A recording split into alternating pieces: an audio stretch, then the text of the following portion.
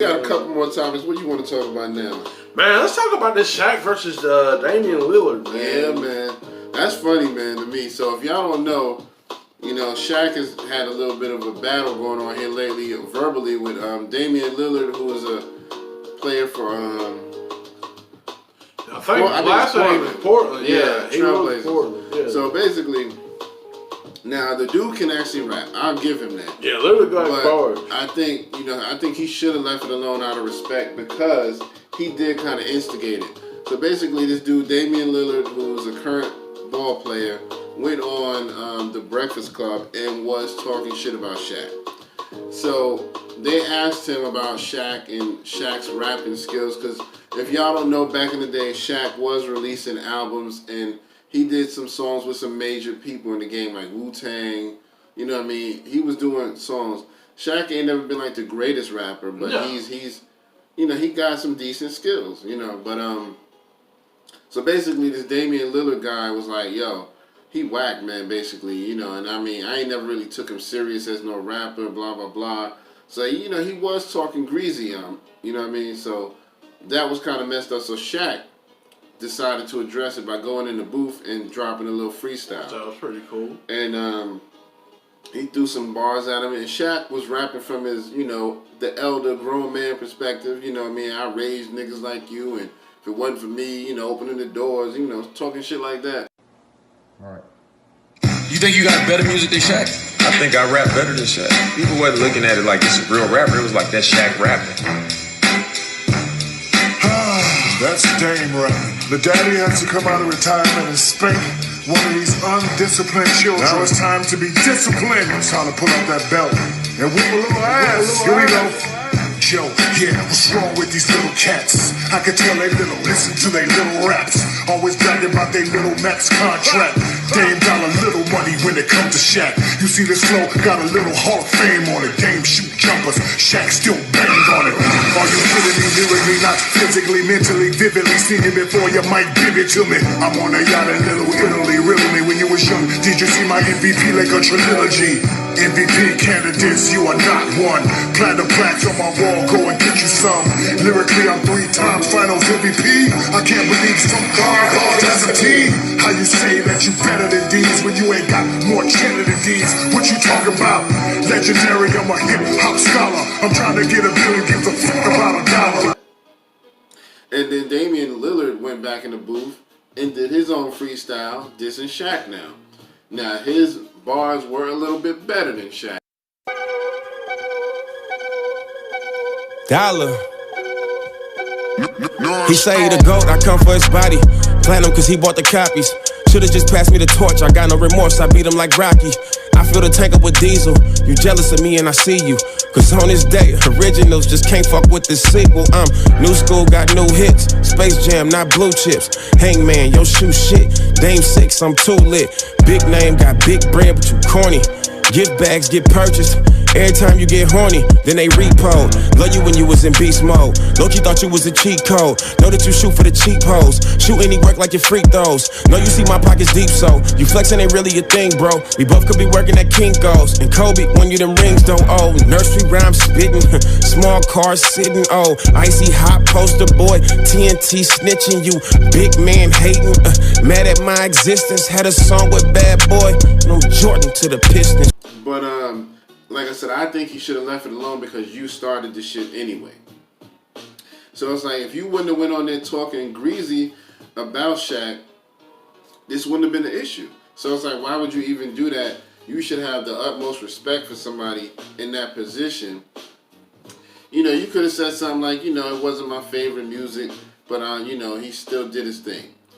And so you know, you should have kind of left it alone and just approached him on some man-to-man shit like, hey, I saw you did a little freestyle where you came back at me. I shouldn't have said nothing. My bad.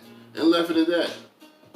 So we're going to see if Shaq does another response because, you know, after Shaq did his thing, like I said, Damian Lillard did his thing. We might have to post that so y'all can see it. I might clip this onto the YouTube version so y'all can see that. Well, the thing of it is, too, like, one thing I have to say, even though, like we was talking, he had, you know, he had the bars to back it up, but out of, like you said, out of respect. Like, you know, if it wasn't for Shaq, you know, it wouldn't be NBA players trying to rap. Right. You know, and the fact that, you know, you got to understand the greatest ball player of all time, Michael Jordan, said, fuck rap. Literally said, fuck rap.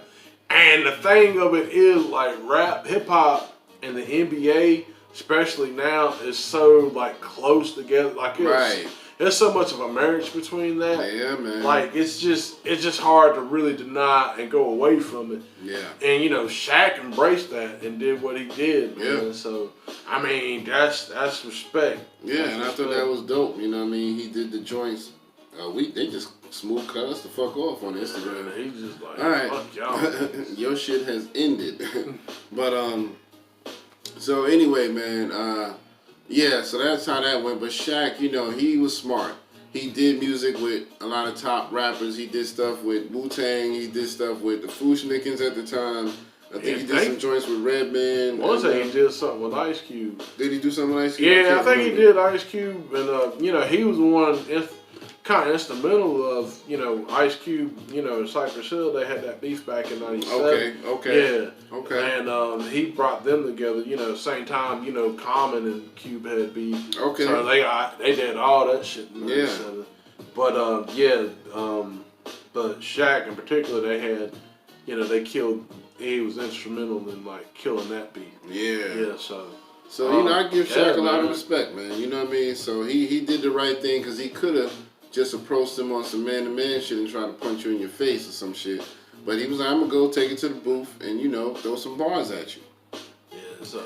But we'll post that, man. I'll add that in so y'all can see it or hear it if you haven't already heard it, you know. So, Fat Joe, real quick, before we get into the next topic, Fat Joe made a statement that Latino music is black music. What y'all think about that? Yeah, that's pretty much like what y'all feel about that. Do you feel that, hey, you know, he's kind of a little bonkers? I believe he's right because you gotta understand that boat ride, a lot of mugs got, you know, dropped off, you know what I'm saying, in different places. Yeah. And, you know what I'm saying, like, they was, you know what I'm saying, there's people in, like what we were saying, in South America that look like me and you. They might speak a little Spanish, but they look like us. Hell yeah, they just as dark as us. So, you know, and I mean, even in Spain over there in the European area, you know, people with darker skin, you know what I mean? So, and South America, that Spanish territory, they darker skin, you know what I mean? So, of course, you got some fair-skinned people in those areas, but the majority of people are of a darker skin tone. And so I definitely feel like all of their music is black music, you know what I mean? I mean, there's a lot of discoveries going on right now that show black roots, like, you know, the whole samurai warrior, you know what I mean? They got stories now that shows there was a black samurai and he might have been the first, you know what I mean? Damn. And if not the first, he was in the early samurai, you know, generation.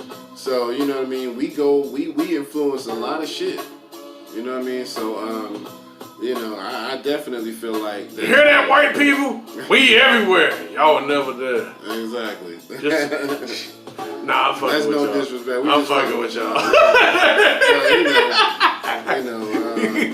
You know, I mean, it is what it is. So, you know, it's definitely something that I definitely agree with Fat Joe on. You know, black people just don't get enough credit for what our history has, you know, helped with in society all over the world. Yep. You know what I mean? So I think that's because they know how powerful shit would be for us if we really knew our history. Yep. So that's why I'm always reading and shit. You know what I mean? I'm educating myself. I don't play that shit. I want to know the real deal. So, but yeah, so I guess we can go into our last topic real quick if you want, which is the new show on Hulu, Wu Tang, an American Saga. So we've been talking to y'all a little bit about that, and yeah, it was actually I'm enjoying the series. Yeah. So let's talk about the episode like 6 and the new. Well, we'll talk a little bit about 7 because I know it just came out today. I don't want to have any spoilers. Yeah. We'll definitely talk about maybe about 5 and 6. Like what, man? It was just to me. There was a lot of stuff that was like reminiscent of. Yeah. That was things that need to be addressed. How things are still the same. Particularly in the incidents where they choked out my man Hayes. Yeah. And how but before that, it seems like the lady that was, talking about calling about the complaints about it being loud and stuff. Right. And like how things are at that time, even at that time, like the disconnect between the older people and the younger generation. And really from the days, it really gotten worse. Yeah. But what I'm saying, like there's been a disconnect. And then on top of that, it's like when the police came here, it didn't really matter who you were. You were still a threat, and you're still still just an outcast to them. So yeah, because I mean, growing up in my generation, the older folks really did feel like hip hop was just noise and nonsensical and all of that good stuff, and that it wouldn't really last because they were used to the R&B and jazz and things like that. That mellow music, so that just made more sense to them. But yeah, and I mean, basically, one of the Wu Tang's friends from back in the day gets killed by a police officer. In the show, he gets choked out because they're kind of gathering on the basketball court in the middle of their neighborhood, and people are looking out the window like, y'all just making too much noise, because they was out there like rapping and just carrying on and kicking verses to each other, just to kind of, listen to this, I got some bars, son, blah, blah, blah. And they just felt like, oh, y'all making too much noise. So the cops get called, and basically, in the show, the dude gets choked out, and he's choking him so much he's lifting him off his feet until basically he passes out and passes away completely. Now, I read a story that basically said that did happen, but not 100% like that. They said that when they actually did the autopsy, he died from a blow to the head. So they're not sure how the blow happened, but most likely when the cop was probably choking him out, he probably threw him on the floor and bashed his head that way. But in the show, the cop kind of lets him down gently because he starts realizing, oh, okay, he's not even fighting back no more. So he just kind of laid him on the ground. But, it's kind of messed up because the dude that did it, he grew up in that area with them. And he was just like maybe a couple years older than them. And so now they looked at him like, how you going to do some shit like that? You came from here. You know how shit is. We just out here chilling. Yeah. And you going to still, you know what I mean? The thing he ever did what tripped me out was my man was trying to help them. He was like, look, man, hey, y'all just be cool. If y'all didn't do nothing, act like y'all didn't do nothing. Exactly. Y'all just chill and yeah. And I think what it was, like, dude was just salty because, like, oh, you know what I'm saying? Yeah. You got the big dick around here. I'm I'm like, come on, man. Yeah. It ain't a pissing contest. Yeah. He's trying to help you up. Yeah, he's trying to flex your little authority because you got a badge and a little weapon. So, that's when it's going to their head, man. Because, like I said, like you said, the dude that got killed was essentially trying to help the police. Because the guys were giving the police a little more lip, like, nah, fuck y'all, we ain't got time for that. And so he came out and was like, yo, chill, let the cops do their thing, just cooperate, don't fight back, just listen to what they got to say. And basically, dude just got, a little attitude, like, I'm the authority, you shut the fuck up, I'll tell them what to do. And so that's how the whole thing jumped off. And, so he got mad and he started talking back too, like, oh, okay, well, I'm helping you, but now, fuck it, fuck you too, you know what I mean? And so that's why the dude got mad, because now your authority is challenged. Yeah. You know what I mean? So now you got to show and prove, because there's other people in uniform here. So you got to kill the motherfucker. You know what I mean? It's crazy, man. So that's a really sad story, and you know, it's interesting to know all the stuff that was going on behind the scenes. The next episode, you know, basically is kind of a filler episode. It's not a lot of action. It just kind of lets you know, where they were at. Like RZA's mother moves away and goes to Ohio because she's trying to get a better life for her. But he decides to stay back in New York and Staten Island and like, you know, I don't want to do that.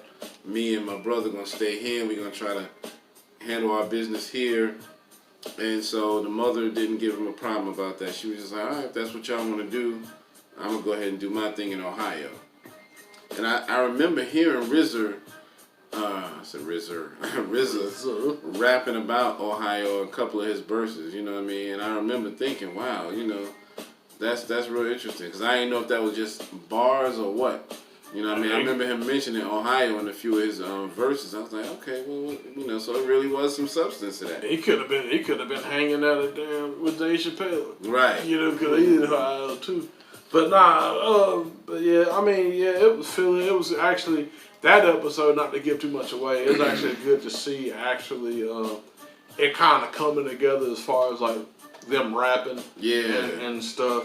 They're definitely on the individual path right now. They're not really trying to. They're not unified yet. But it's actually kind of cool to see it. Yeah. And actually, it was pretty cool to see like you know, Method Man pretty much stand up for himself. Yeah. Cause basically, but not to give too much away, they pretty much gave him like a stereotype. Yeah. And even though like Method Man was he really had like a rough childhood. Even though like, you know, he wasn't street, but it was still like rough. Yeah, a lot of his childhood, they showed a lot of that. How he went through some challenges in school and playing on sports teams and stuff like that. So yeah, that was interesting to see. And then the whole uncle thing. Yeah, that was rough, man. I felt bad, man. I was like, dang, he was doing good. You know what I mean? And you could tell that he just basically relapsed. You know what I mean? So man, that was fucked up because they knew what they were doing to the construction. Exactly. I was like, what's that all about? That was fucked up. Yeah. So. But basically in this episode, you start seeing how they starting to meet people in the business and get record deals. So RZA is getting approached by the record deal. He meets a manager, and then the manager starts hooking him up with executives, and he gets signed, and then he's trying to bring Method Man in with him. But eventually they said yes to Method Man, but then later on they changed their mind because, like you said, they tried to stereotype him, and Method Man was like, fuck that. You ain't gonna, you know, just look at me and think I'm a drug dealer and I've been to jail. I ain't never been to jail, blah, blah, blah.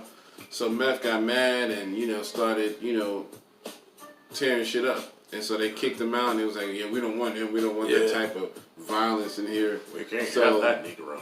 Oh my God. Yeah, so, you know, it's like, don't do that shit. Don't try to stereotype me, you know what I mean?